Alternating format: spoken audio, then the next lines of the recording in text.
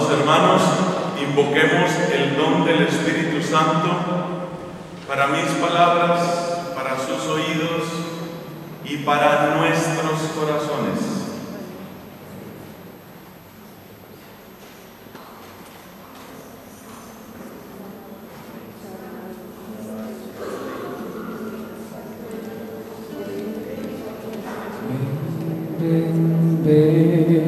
Espíritu divino, ven, ven, ven, acércate a mí. Ven, ven, ven, Espíritu divino, ven, ven, ven, acércate a mí.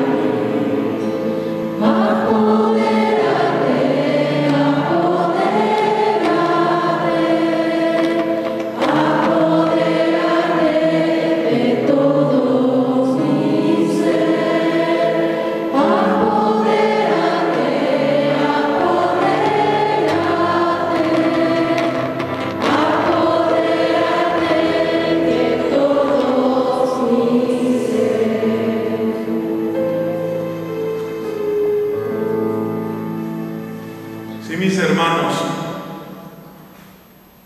durante estos días estamos escuchando el capítulo 6 de San Juan, en la parte correspondiente al Evangelio en la misa. Vamos siguiendo en una lectura prácticamente continua el capítulo 6 de este Evangelio. Y lo primero que debemos preguntarnos es, ¿por qué se lee ese texto en la Pascua? Recordemos qué orden va llevando el Evangelio durante el tiempo pascual. Durante la primera semana del tiempo pascual, que es lo que llamamos la octava de la Pascua, los Evangelios eran tomados de distintos textos, es decir, de los varios evangelistas, y tenían en común los relatos, los testimonios de las manifestaciones de Cristo resucitado. En la primera semana de Pascua, la de la octava, ese fue el común denominador.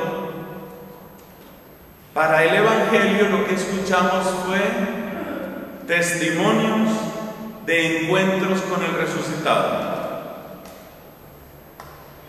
Después de esa primera semana, tuvimos varios días, unos 4 días, en que escuchamos del diálogo entre Jesús y Nicodemo.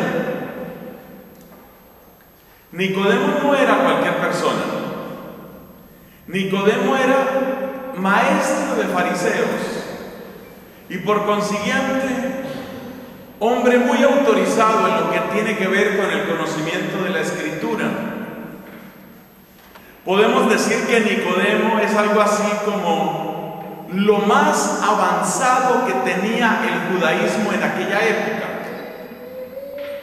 Y por eso San Juan, al presentarnos la conversación entre Jesús y Nicodemo, nos está contando en qué sentido y de qué manera Jesús se relaciona con la fe judía, pero también en qué sentido y de qué manera supera lo que había alcanzado el judaísmo. Y la manera como Cristo supera la fe judía, supera sin anularla, sino llevándola a una plenitud nueva. La manera como Jesús hace, como conduce hacia esa plenitud, se condensa en estas palabras: hay que nacer de nuevo del agua y del Espíritu. Se entiende muy bien por qué esa conversación y por qué ese tema tan profundo y tan necesario aparece en la Pascua. Evidentemente, a través de esas palabras que San Juan nos cuenta, nosotros mismos estamos aprendiendo qué clase de regalo hemos recibido con la Pascua. Porque nosotros, ustedes y yo, somos el pueblo nacido de la Pascua, el pueblo nacido del agua y del Espíritu, el pueblo nacido del bautismo, el pueblo nacido del sacrificio santísimo y perfecto del Señor en la cruz. Después de esos 4 o 5 días con Nicodemo, hemos empezado el capítulo 6 de San Juan, que inicia con un relato común a los 4 evangelios. Ese relato es la multiplicación de los panes. Entendemos bien por qué en la primera semana aparecieron esos relatos de las manifestaciones del resucitado. Entendemos también por qué el diálogo con Nicodemo. Pero ¿qué tiene que ver la multiplicación de los panes, sabiendo que es uno entre tantos milagros que Cristo hizo? ¿Por qué es tan importante ese texto? Podemos decir que es un texto profundamente mesiánico. Dar pan, dar alimento, es dar vida. Dar alimento en el desierto es una prerrogativa del Dios que crea y que sostiene. Dar alimento en despoblado es mostrarse como fuente de vida. El pueblo de Dios recordaba con amor y con gratitud que cuando estaban peregrinando por el desierto, Dios los alimentó con el maná. El desierto no da pan. Quiere decir que el desierto parece un lugar donde la muerte, ojo, muerte, se enseñorea. El desierto es el lugar donde la muerte se hace fuerte. Pero en el lugar donde la muerte se hace fuerte, Dios sostuvo a su pueblo y les dio pan del cielo. O sea que incluso en el milagro del maná queda perfectamente claro que Dios es fuente de vida. Esa señal que realizó Moisés, la de atraer el maná, quedó grabada en la memoria colectiva de Israel como una especie de marca distintiva del gran profeta.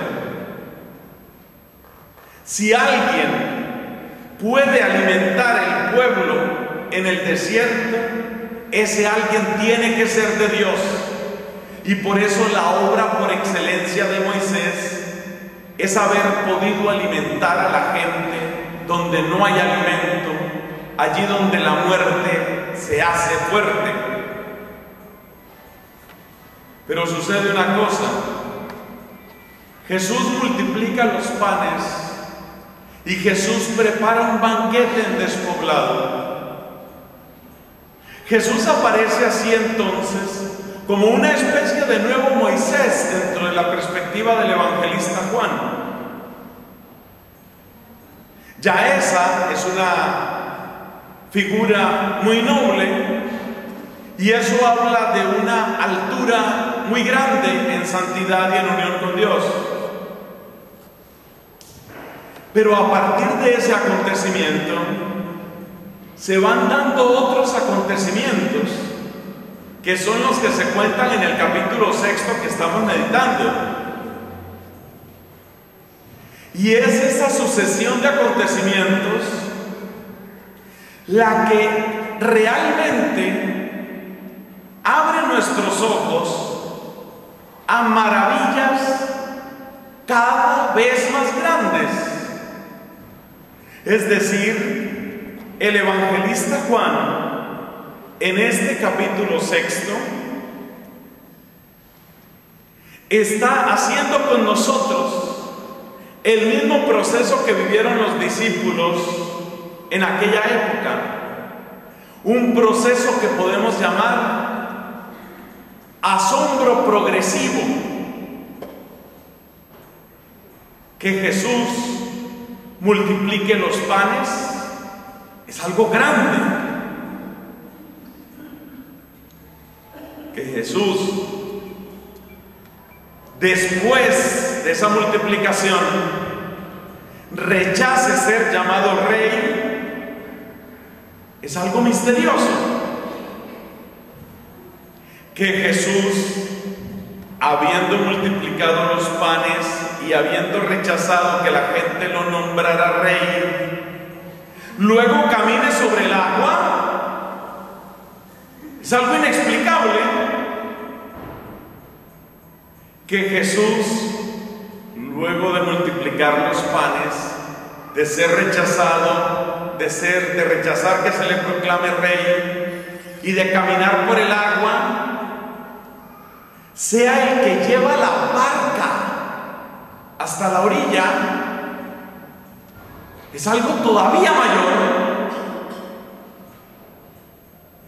Entonces, Juan, al recordarnos todo lo que siguió a esta multiplicación de los panes, lo que está haciendo con nosotros es una operación quirúrgica.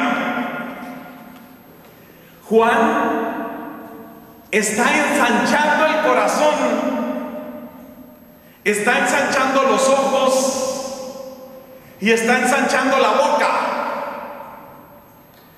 Y si el Espíritu Santo me ayuda y en Él confío, nosotros vamos a entender por qué esta operación y qué quiere decir ensanchar el corazón, ensanchar la boca, ensanchar los ojos, abrir los ojos.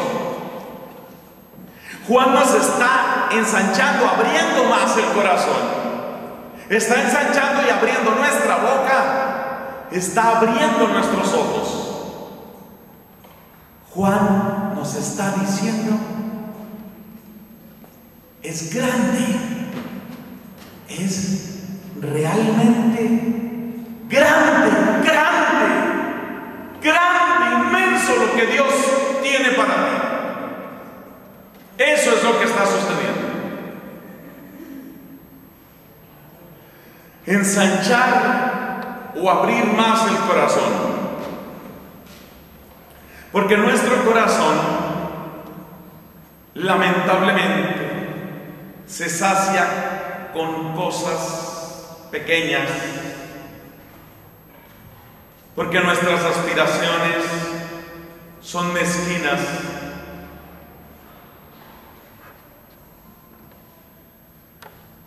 Si una persona ha sufrido hambre, demasiada hambre, hasta el extremo de morir, de llegar al borde de la muerte, una de las cosas más difíciles desde el punto de vista médico es recuperar ese organismo. Si una persona pasa, por ejemplo, la barrera de los 5, 6, 7 días sin comer nada,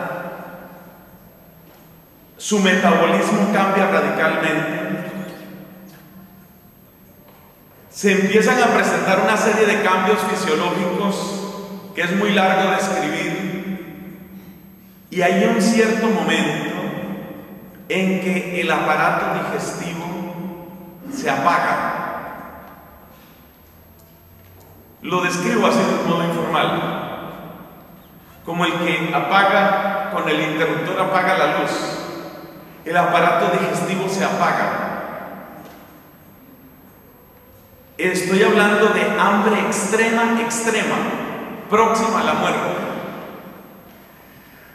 Si una persona ha llegado a ese límite, sacarla de ese extremo para que recupere una función normal es extremadamente difícil.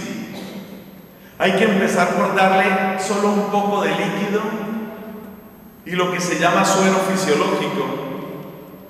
Hay que rehidratarla muy despacio y quizás se puede recuperar. Si esa persona que lleva demasiados días sin comer absolutamente nada, nosotros le damos, por ejemplo, un trozo de carne o incluso un pan, se muere, porque su sistema digestivo ya está apagado, según la metáfora que estoy utilizando, y la demanda de energía y de sangre que traería tratar de digerir algo tan sencillo como un pan es un esfuerzo demasiado grande para ese organismo. Si una persona ha pasado demasiados días sin comer nada, le das un pan y lo matas. Esto ha sucedido varias veces en la historia, especialmente cuando ciudades enteras han sido sometidas a asedio, han sido sitiadas. Este dato, que es un dato de la medicina y de la fisiología, hay que aplicarlo a lo que le sucede espiritualmente a mucha gente. Muchas personas tienen su corazón prácticamente apagado. Según aquello que dice el Apocalipsis, tienen nombre de vivos, pero están muertos, se murieron por dentro. Y cuando su sistema digestivo, su capacidad de digerir la verdad, su capacidad de acoger el amor, su capacidad de aceptar la belleza, su capacidad de cultivar una esperanza, se han muerto. Si una persona en esas condiciones recibe una gran noticia, la noticia del amor de Dios, en vez de aceptarla, abrazarla y hacerle bien, esa persona se endurece en su escepticismo, se endurece en la burla, se endurece en el cinismo.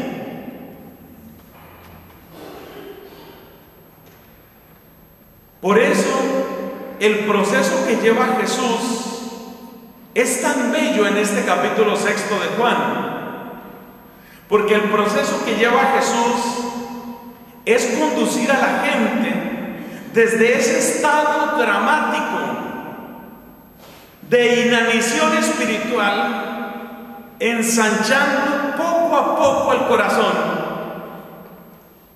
ensanchando poco a poco su boca, abriendo poco a poco sus ojos. Hoy, por ejemplo, en el pasaje encontramos lo que les dice Jesús. Después de que ellos recibieron una bondad, una caricia de Dios, que fue el pan multiplicado, y después de que se saciaron y llenaron, en Colombia decimos la parrillita, aquí creo que dicen la guatita. Después de que llenaron la guatita, después de que experimentaron esa bondad de Dios en sus cuerpos, empiezan a salir del estado dramático de inanición espiritual. Y entonces ya Jesús les suelta esta frase: trabajen no por el alimento perecedero, sino por el que permanece hasta la vida eterna. Mira la ternura de Cristo, mira su amor incomparable, cómo los va llevando de las cosas materiales, inmediatas y terrenales, a las cosas más profundas, más duraderas, más trascendentes y celestiales. Trabajen por el alimento que perdura. Ya Jesús ha ganado la bienquerencia de esta gente. Ya lo miran con amor, ya están agradecidos con Él, ya tienen la guatita llena, ya están listos para oírle. Y en ese momento Jesús da un pasito más y les invita a ensanchar el corazón. Mira, no te quedes solo con las cosas de esta tierra. Es verdad que necesitabas llenarte, es verdad que necesitabas comer, pero acuérdate que hay otra hambre. Fíjate qué ternura de Cristo, cómo les va despertando la otra hambre.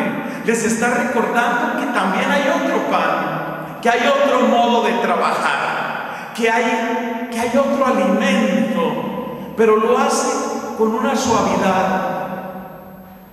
Y ellos le preguntan, bueno, ¿y cuál es ese trabajo? Tú nos hablas de trabajo. ¿Cuál es ese trabajo? ¿Qué debemos hacer para realizar las obras de Dios? Y Jesús responde de un modo velado, de un modo escondido, pero sin embargo sugerente.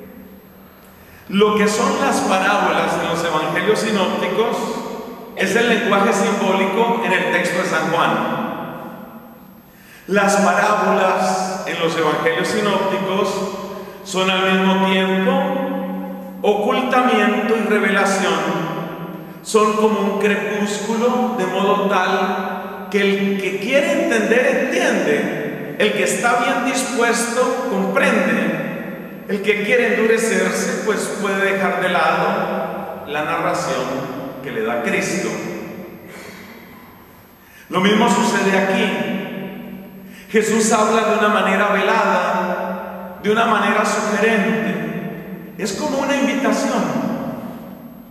Esta es una de las características más hermosas de Jesús en el Evangelio de Juan. Es el mismo lenguaje que oímos en el capítulo 4 de Juan con la samaritana. Mira cómo le habló a la samaritana. También la samaritana, aquella, la del pozo, ¿no? También ella estaba buscando algo muy material y muy concreto. Agua para cocinar, para lavar, para la sed. Y Jesús le dice, ay, si conocieras el don de Dios. ¿Y quién es el que te pide de beber? Le pedirías tú a Él y Él te daría agua viva. Si conocieras,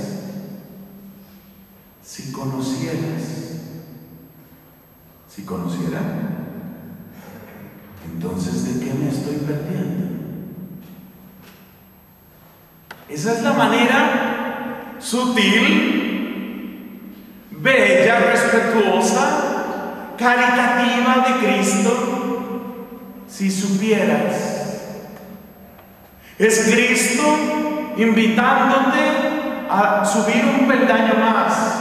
Es Cristo invitándote a crecer. Y Cristo hoy te dice, oye, ¿tú de qué te estás perdiendo? ¿Tú de qué te estás perdiendo? ¿O te basta el agua del pozo de Sicar? ¿Te basta llenar la guatita? ¡Ay, qué buena panzada me he dado! Ese pan con ese pescado de rechupete, qué cosa tan buena. ¿Te basta eso? ¿De qué te estás perdiendo? ¿Ya conoces el alimento que perdura? ¿Ya conoces el agua de vida? Dice Jesús. Y de esa manera, poco a poco Jesús está reanimando nuestro ser que estaba al borde de perecer por inanición, nuestro ser espiritual estoy hablando. Y hoy Jesús nos está diciendo eso. Hoy Jesús le está diciendo a aquellos que tienen prosperidad en sus vidas, que tienen muchas cosas materiales, tal vez tienen lo básico muy bien resuelto. Pues no soy un millonario, pero vivo bien. Vivo bien. ¿De qué me estoy perdiendo? ¿De qué me estoy perdiendo? Y Cristo fue eficaz. Esa pregunta logró que esta gente, o esa sugerencia, digo mejor, logró que esta gente soltara su pregunta. Entonces, ¿cuál es el trabajo? Entonces, ¿qué es lo que tengo que hacer? Y Cristo le responde, la obra de Dios, el trabajo que ustedes tienen que hacer, es creer. Por favor, observa la hermosura de la construcción del relato de San Juan y por favor observa la preciosa pedagogía de Jesucristo. La gente le pregunta a este nivel y él responde ligeramente arriba. En el Evangelio de Juan, Cristo nunca responde exactamente en el nivel en el que le preguntan. Siempre responde unos milímetros o centímetros arriba, y cuando tú le vuelves a preguntar, él sube otro poquito, y Jesús te está llamando y te está levantando para que tú descubras los verdaderos bienes, para que tú descubras el verdadero alimento, para que tú descubras el verdadero amor y la verdadera alegría. La gente pregunta por qué trabajo tiene que hacer.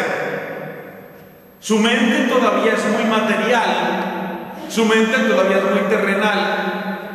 Ellos saben de trabajo, claro que saben de trabajo. Saben de arados, de abonos, conocen bien ese dolor de espalda después de una mañana sembrando, conocen bien el sudor que ha empapado sus ropas tantas veces, conocen bien el sol canicular que les ciega, conocen bien el ardor de la sed después de tratar de arrancar la tierra un mendrugo. Ese trabajo lo conocen. Pero ahora que ya preguntaron del trabajo, Jesús les cambia el registro y les habla del otro trabajo. El trabajo de creer. Creer. ¿A quién se le ocurre? Creer es un trabajo. Creer. Esta quiere que yo crea. Y uno queda otra vez pensando, me cambió el registro. Otra vez me cambió el registro el hombre. Ahora resulta que el trabajo es creer. Y lo que tengo que hacer es creer. Y así Jesús va ensanchando el corazón. El trabajo que Dios quiere es que tú creas en el que Él ha enviado. Bueno, yo he hablado varias veces de ensanchar o abrir más el corazón. ¿Por qué dije también abrir más la boca? Porque tenemos un problema muy grave, y es que Dios no nos da todas las bendiciones que quisiera, porque no le hacemos caso a un salmo. El salmo dice: abre tu boca y yo la saciaré. Abre tu boca y yo la saciaré. Y por eso el que abre poquito la boca recibe poquito. El que abre mucho la boca recibe mucho. Abre tu boca. Yo creo que todos hemos visto esos especiales de ciencia natural en que la mamá, por ejemplo, un ave está alimentando a los polluelos, y has visto cómo abren sus bocas, que parece que se les van a reventar porque tienen mucha hambre. Abre tu boca. ¿Y qué es abrir la boca? En el lenguaje metafórico al que nos invita San Juan, abre tu boca es: pide lo grande, pide lo mayúsculo, pide lo que merece la pena, pide lo que dura.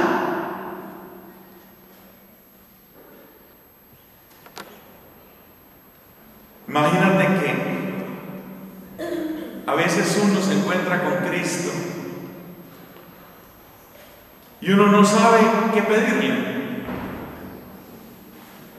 Yo ya he contado la historia que me sucedió a mí mismo. En un sueño, yo iba por una calle de una ciudad que desconocía y de repente, por el mismo camino por donde yo iba, pero en sentido opuesto acercándose a mí, Jesucristo. Pero Jesucristo no iba vestido con su larga túnica. Era Jesús, pero estaba vestido como nos vestimos ahora, con ropa como la de ustedes, ropa de paisano, ropa de civil, pero era Jesús. Jesús se me aparece en un sueño y Jesús se va acercando y yo no sabía qué decir. Entonces me di cuenta que llevaba un reloj y yo tenía la necesidad de preguntarle, de pedirle algo a Cristo, y entonces le pregunté: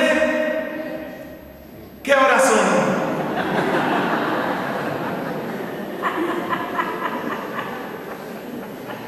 Y Jesús me dijo la hora y se fue.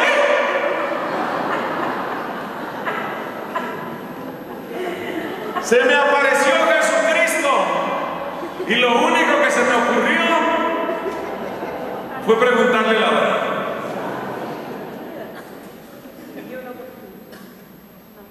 Y después me dio tanta rabia conmigo que ni siquiera me acuerdo qué hora era.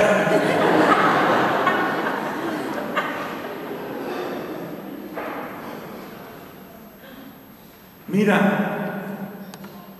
Él está aquí. Él está aquí. Y hay muchos que van a pedirle grandes cosas.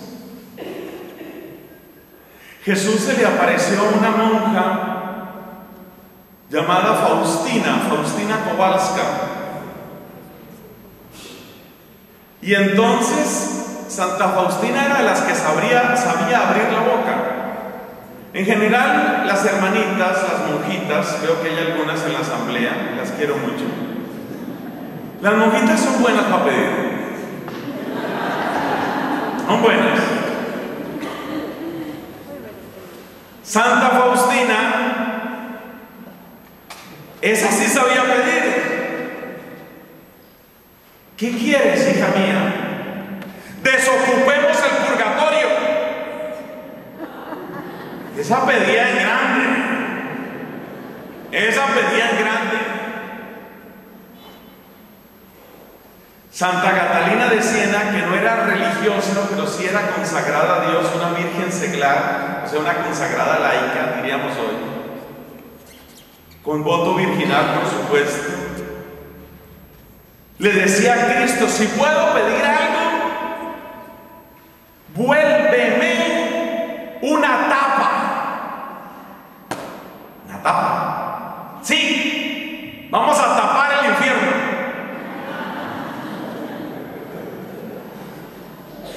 Gente que sabe pedir lo grande. Pero Nelson Medina, ¿usted qué quiere? La hora.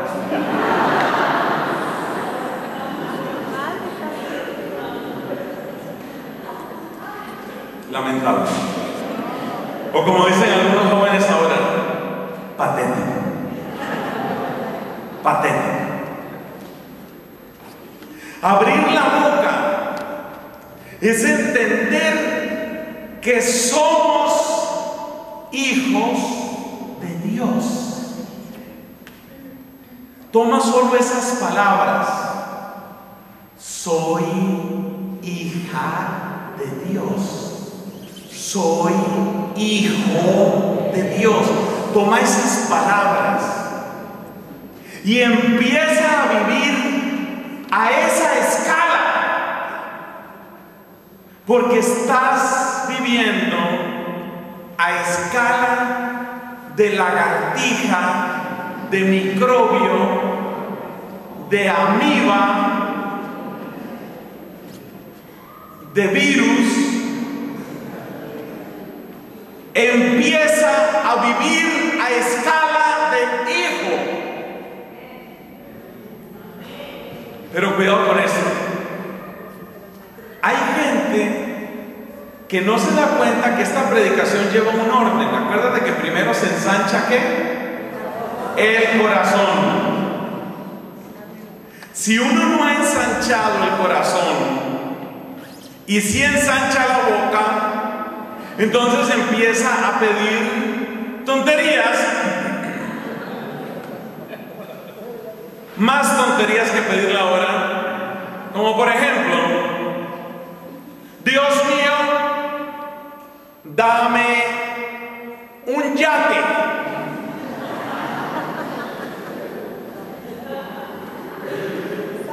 Dame un yate. Hay gente que pide cosas así. Es decir, hay gente que no ha cumplido con lo que dice la misa. En la misa dice el sacerdote: levantemos el corazón. Hay gente que no ha cumplido con lo que dice Pablo en la carta a los Colosenses. Pablo en la carta a los Colosenses dice: si hemos resucitado con Cristo, busquemos las cosas de allá arriba. O sea que lo primero es enamorarse de lo realmente grande, de lo realmente santo, de lo realmente bello. ¿Y qué es lo realmente bello, grande y santo? Es la gloria misma de Dios.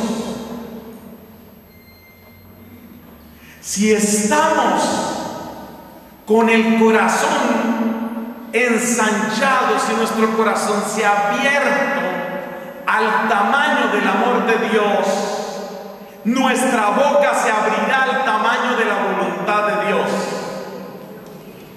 Esa frase no la olvides, porque la vas a necesitar. Yo sé por qué te lo digo. Si el corazón se ensancha al tamaño del amor de Dios, la boca se ensancha al tamaño de la voluntad de Dios. Y es ahí donde tus palabras adquieren el poder de la palabra divina. Si ustedes permanecen unidos a mí, dijo Cristo a sus apóstoles en el Evangelio de Juan, si mis palabras permanecen en ustedes, pidan lo que quieran y se les dará. Es lo mismo que estamos diciendo, pero fíjate que hay una condición: estar unido a Él. Que tu corazón tome el ritmo del corazón de Jesús. Que tu amor tome el ritmo y la melodía del corazón de Jesús. Enamórate de la gloria de Dios y verás que las cosas suceden. Ya lo anunció el Salmo, ¿no? Bien claramente lo dice: si tu delicia está en el Señor, Él cumplirá el deseo de tu corazón. Pero lo primero es el corazón.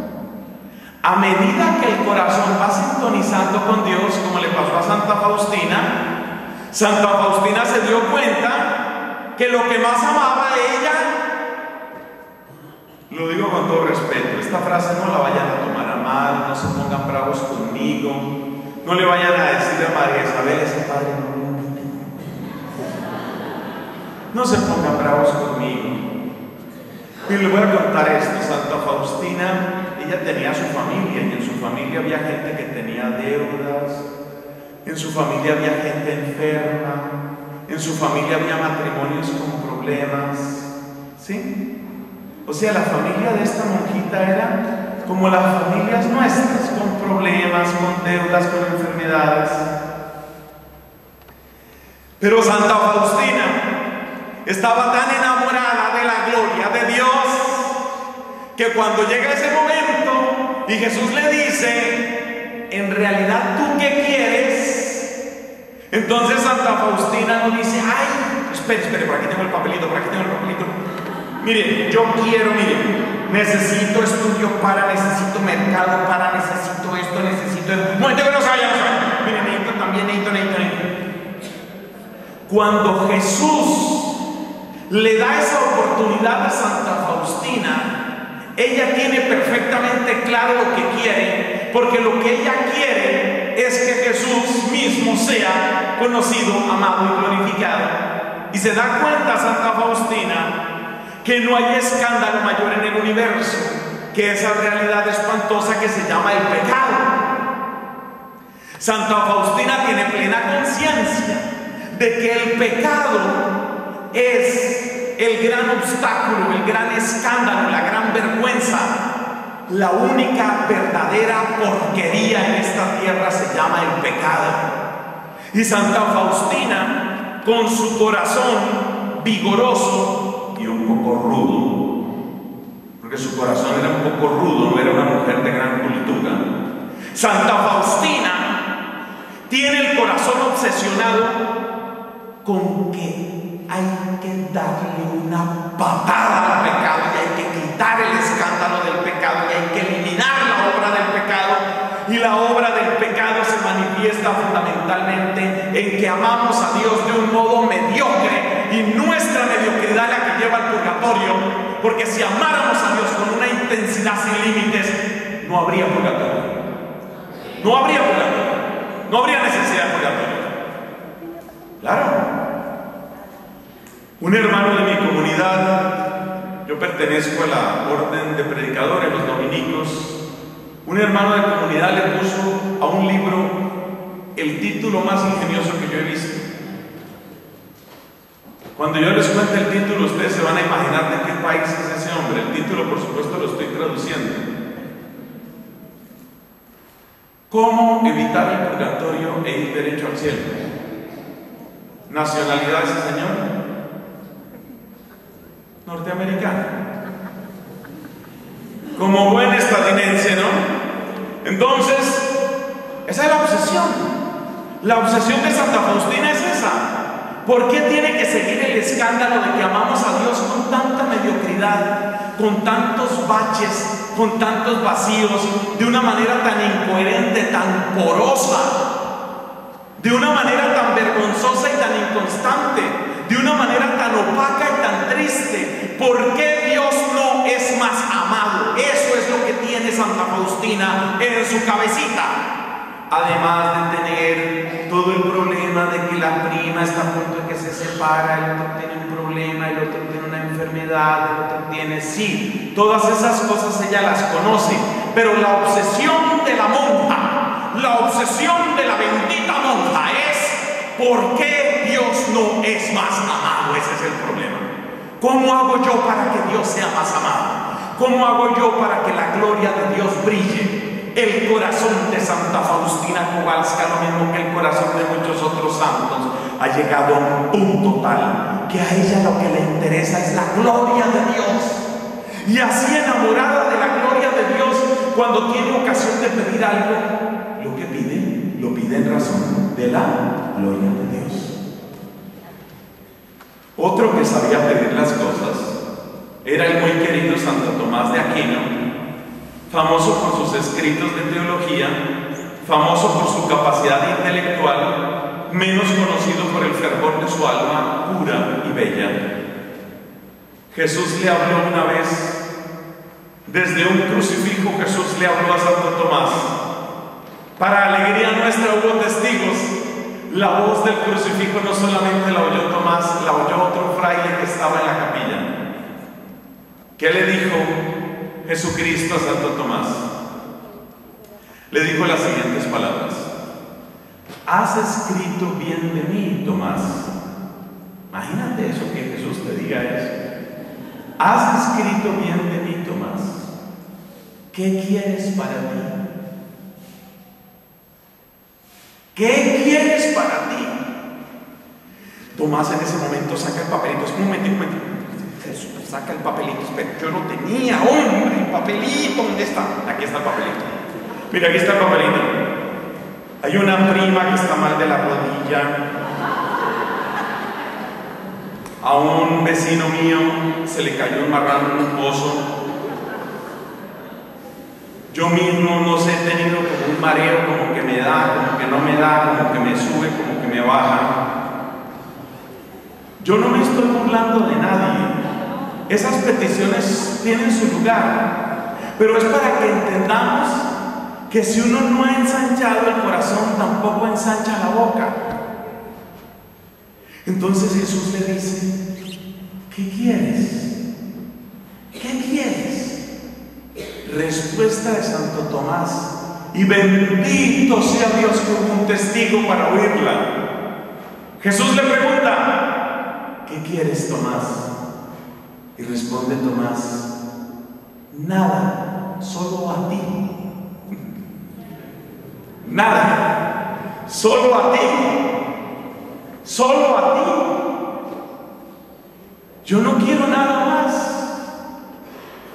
Eso es el corazón ensanchado. Y yo les voy a decir algo, mis amados hermanos de la Renovación Carismática. Ustedes saben que la primera gran comunidad carismática en la Biblia fueron los corintios. Los corintios tenían dones. Era la gente de los dones poderosos. Tenían amplios y poderosos dones. Los dones de los corintios, había uno que oraba en lenguas, el otro interpretaba, el otro expulsaba demonios, el otro hacía profecías. Estaban, o sea, iban en serio. Esta gente iba en serio con sus carismas. Pero ¿qué dice el capítulo número 14 de la primera carta a los Corintios?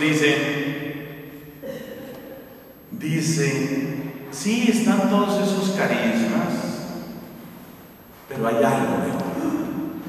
Pero hay algo mejor. Y eso mejor es lo que está en el capítulo 13 de la primera carta. Aspirad, dice, ¿no? Capítulo 13 de Primera Corintios.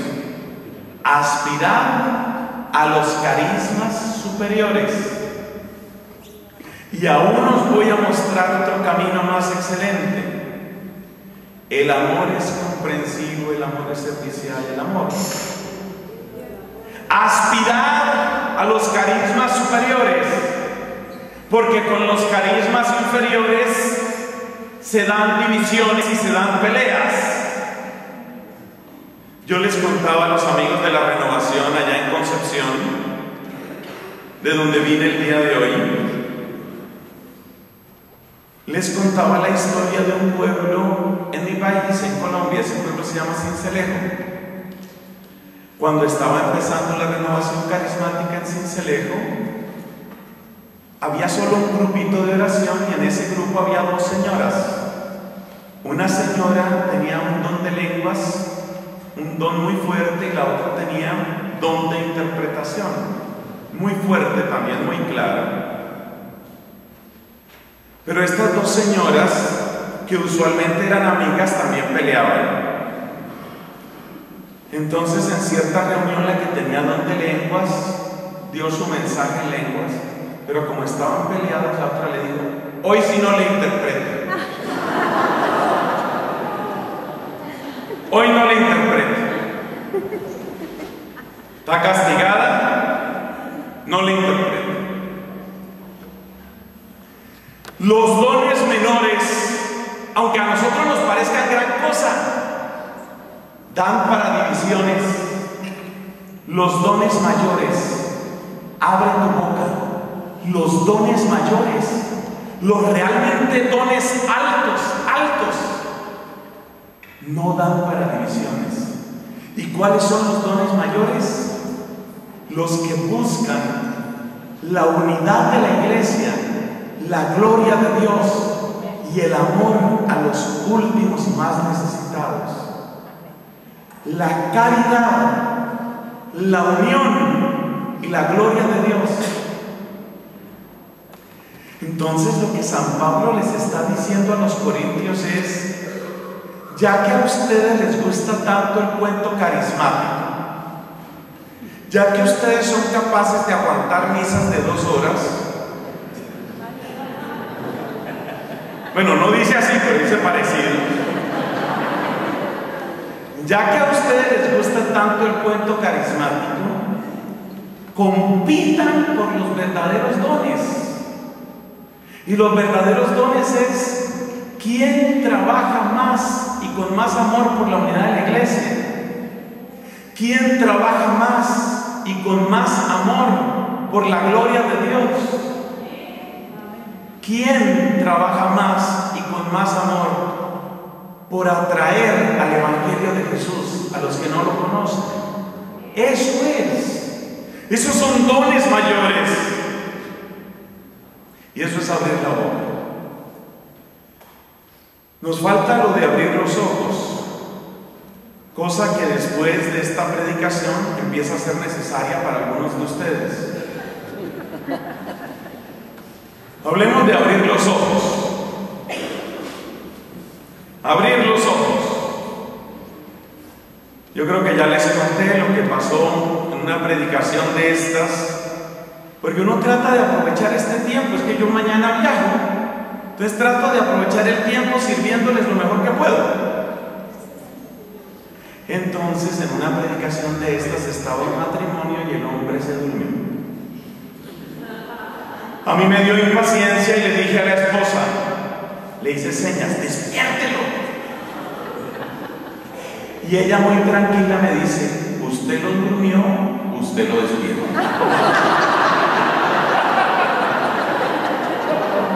Hay que abrir los ojos.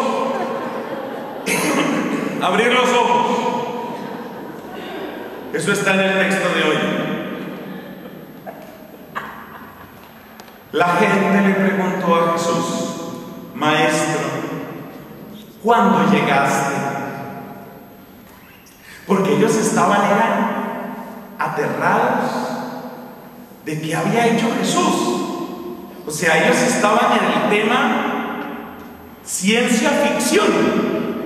Ellos estaban en el tema Hollywood, ¿no? Uy, este tipo camina sobre agua. ¡Wow! ¡Wow! Bien fuerte, duro el hombre.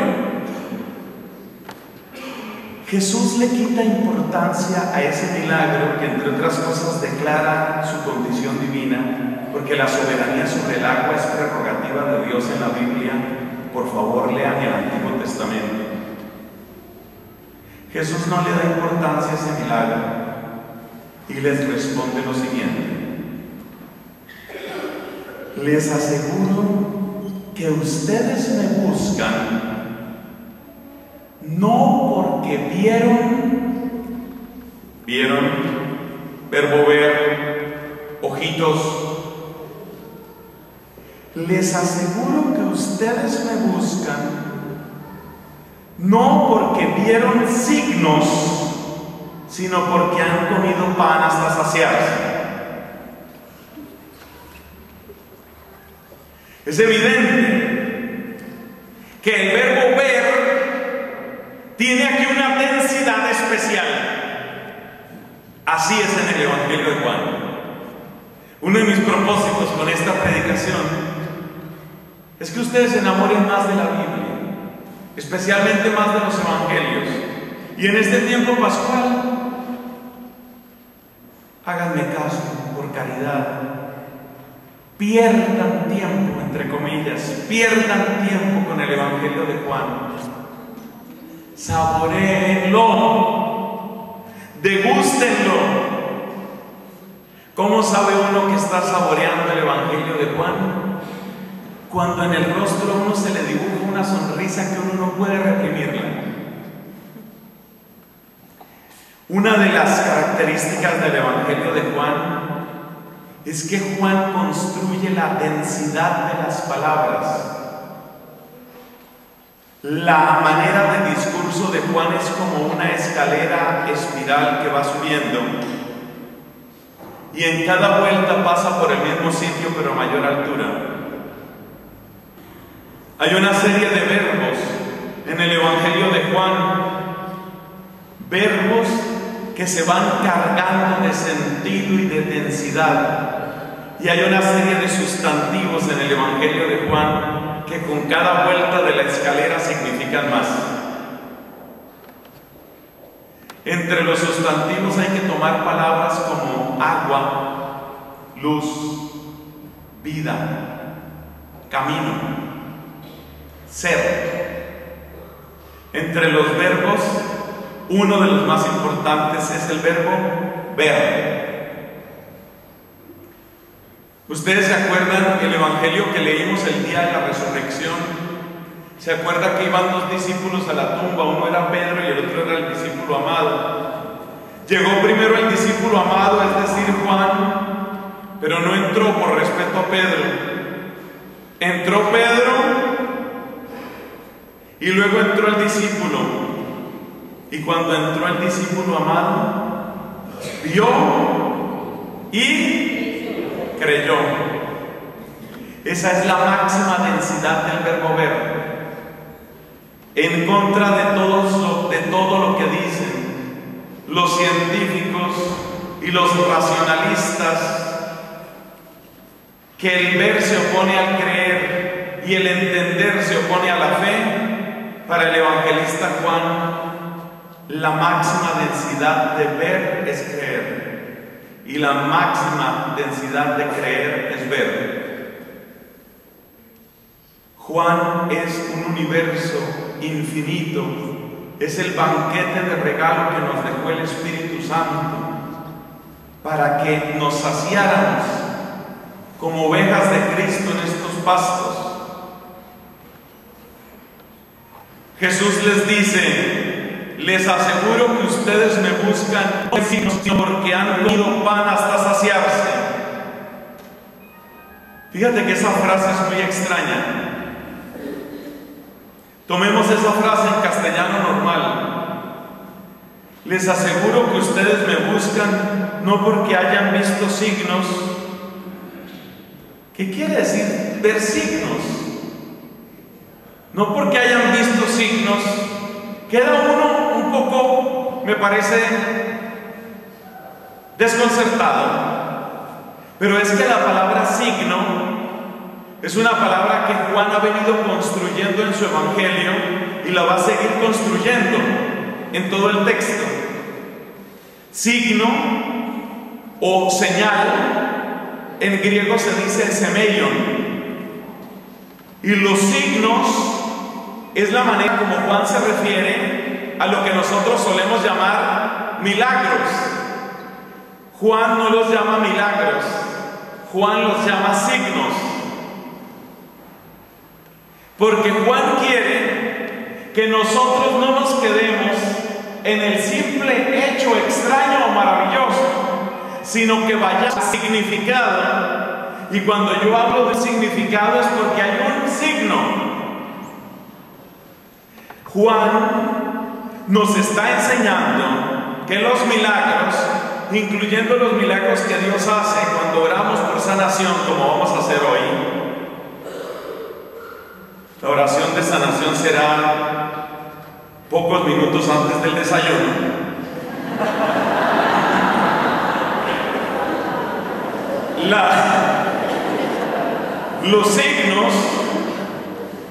Los signos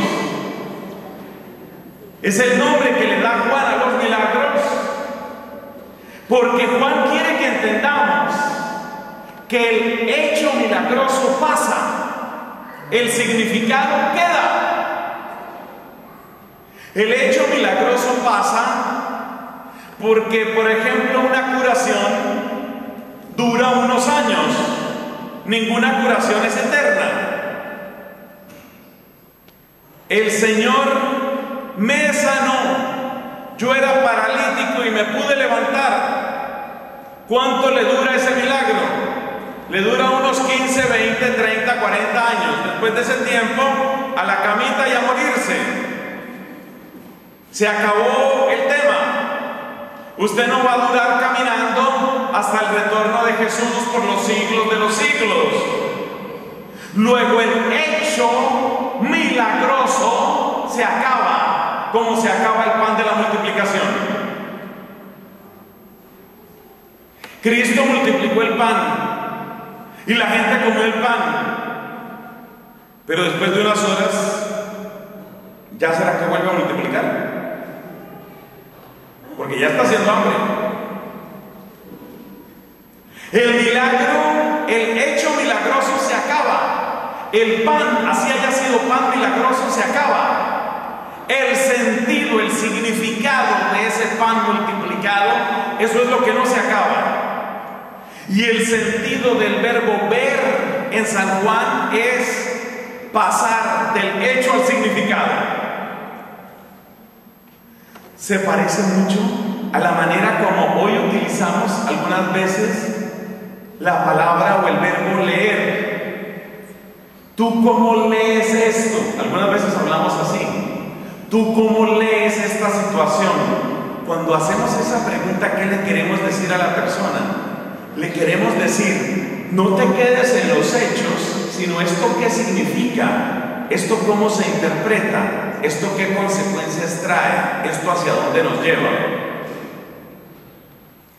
Lo que nosotros a veces decimos con ese verbo leer, eso es lo que Juan dice con el verbo orao, el verbo ver, ese ver que es ir más allá del hecho. Entonces traduzcamos este texto que parece que estaba en castellano, pero no es un castellano que pudiéramos entender, creo yo. Traduzcámoslo. Ya con lo que hemos aprendido, la traducción que nos ayuda a entender lo que quería decir Juan es más o menos esta. Les aseguro que ustedes me buscan no porque hayan entendido lo que significaba el milagro, sino porque quieren más milagros. Esa es la frase. Se la repito. Lo que Jesús está diciendo es eso.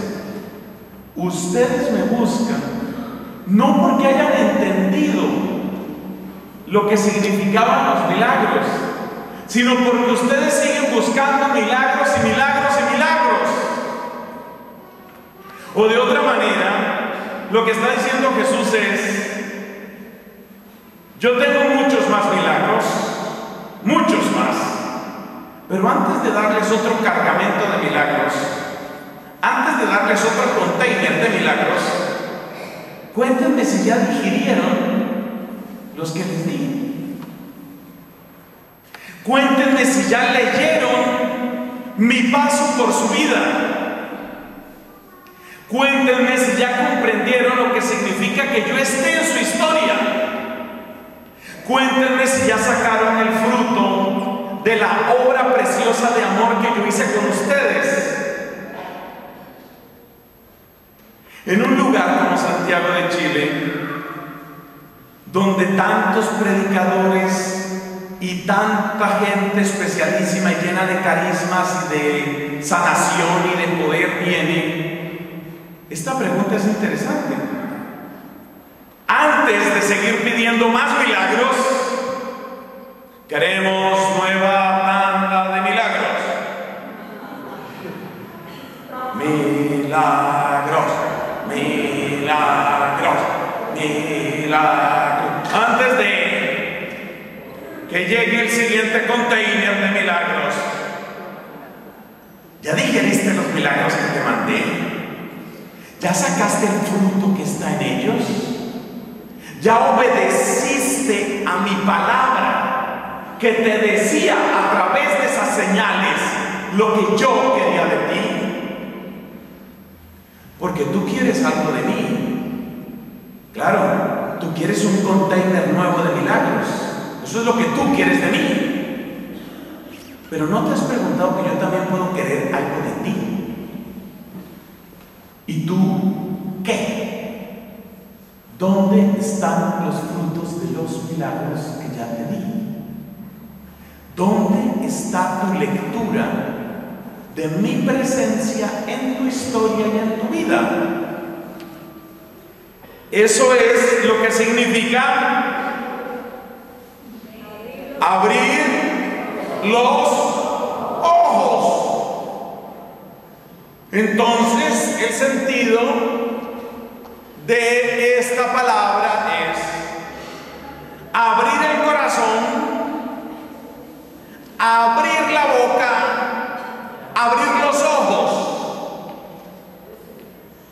Pero luego uno se da cuenta que el orden apropiado es abrir los ojos primero para alabar a Dios por lo que ya ha hecho, luego abrir el corazón a la altura de la santidad, la gloria y los planes de Dios, y solo de último abrir la boca para pedir que su reino llegue a nosotros. Que su reino llegue a nosotros. Padre nuestro del cielo, santificado sea tu nombre, venga a nosotros tu reino. Esos son los carismas altos, ese es el corazón dilatado por el amor. Hermanos, hermosa la pedagogía de Cristo. Hermosa la pedagogía de Cristo, que nos quiere levantar de nuestros deseos a veces tan limitados, aunque Él responde, siempre responde, pero quiere levantarnos de nuestros deseos tan limitados, tan pequeños, y quiere que abramos los ojos para ver su paso en nuestra historia. Quiere que abramos el corazón para que aprendamos a amar su gloria, y quiere que abramos nuestra boca para que proclamemos su victoria. Amén. Vamos a orar, pongámonos de pies, por favor.